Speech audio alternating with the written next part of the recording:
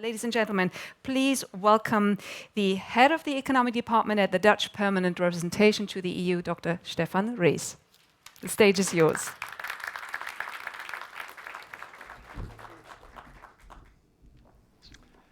I suppose that one thing that the presidency and the beer industry have in common, that we both try to serve Europe. So that's a similarity to start with.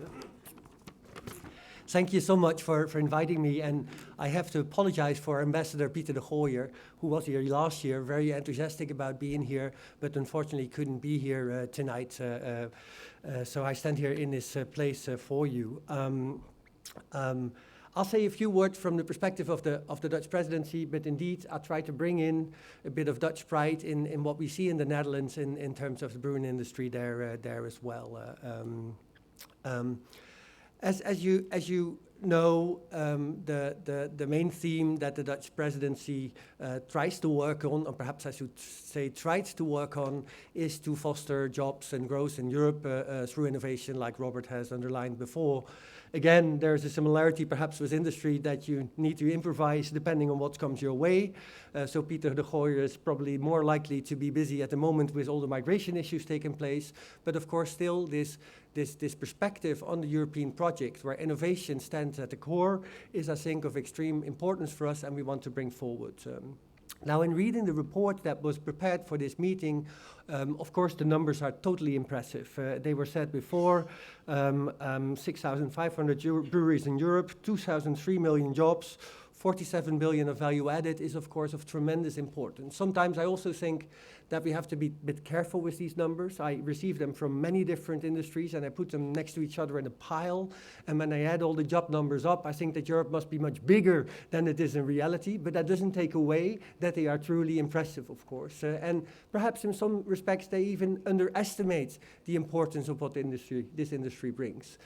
A couple of decades ago, I was working at university, and I had the pleasure of a student coming to my office who said to me that he wanted to do a master's thesis on Irish imperialism. I thought, that's interesting, Irish imperialism. I hadn't really thought of the Irish and imperialism in that respect.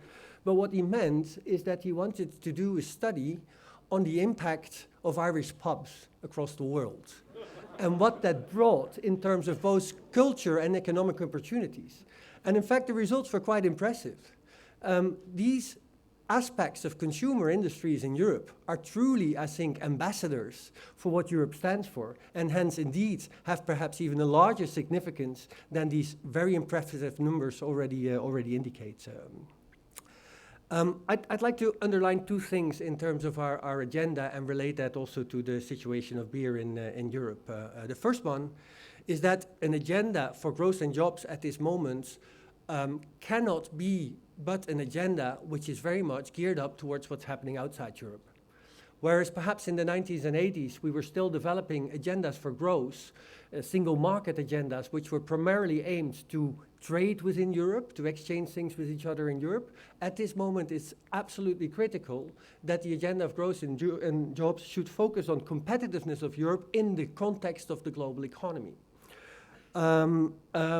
In my own country, with quite a large number of course, large and well-known breweries, but also a significant number of new and longer existing craft breweries, exports account for more than half of the production that takes place there.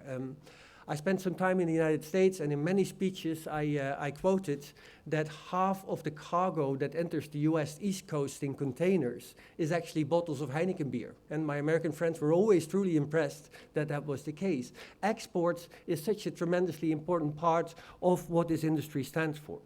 So competitiveness as a strength that helps us to operate across borders. Secondly, and I think that Robert alluded to that as well, within that competitiveness, innovation is much broader of significance than the traditional idea of R&D.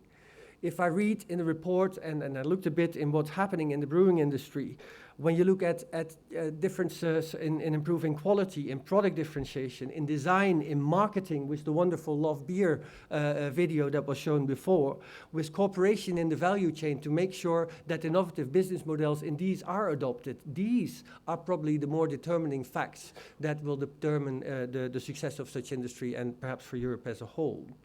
Now back to the presidency. If that indeed is what's at stake, competitiveness in a global context and innovation in all different forms that need to be supported, I think that that has significant implications for what we need to do as policymakers to help that.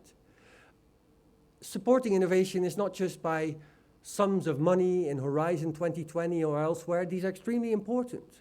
But innovation in its different forms stands or falls by creating the right framework of regulatory environment in which industry operates. Now, that in itself is perhaps easily said and very beautifully said by this commission in a working document by Commissioner Moedas, but leads to all kinds of complexities that we have to work on, I think, with industry as well. One is that indeed, if this regulatory environment is so important, one thing that's important for industry is, of course, very much predictability. If you do not know beforehand what takes place in the next few years, the chance that you're able to anticipate on what that will mean is, of course, fairly slim.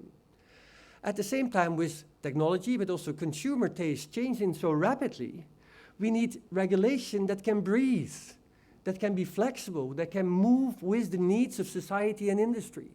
It's that potential antagonism between predictability on the one hand and flexibility that I think is a very key factor in how we have to look at innovation and the regulatory framework in Europe. The second point, and then I'll finish, is I think also alluded to by Robert. Regulation, less and less, is made solely by policymakers. More and more, what we need is an environment where the private sector, together with NGOs and policymakers, looks for solution in how to deal with problems. And I think in the issues like the beer industry operates in, including health and others, are very good examples on how a joint action where you see what is needed can actually contribute as much as perhaps the more traditional kind of rigid legislation, no matter if they come from The Hague or they come from Brussels here. So to conclude, I think that for us as a presidency, serving Europe in a modest role, still trying to push ahead for reflection on what this regulatory context in single market terms, in labeling, in product market legislation, what it requires for industry to be competitive and innovate in the way that it should. Thank you very much.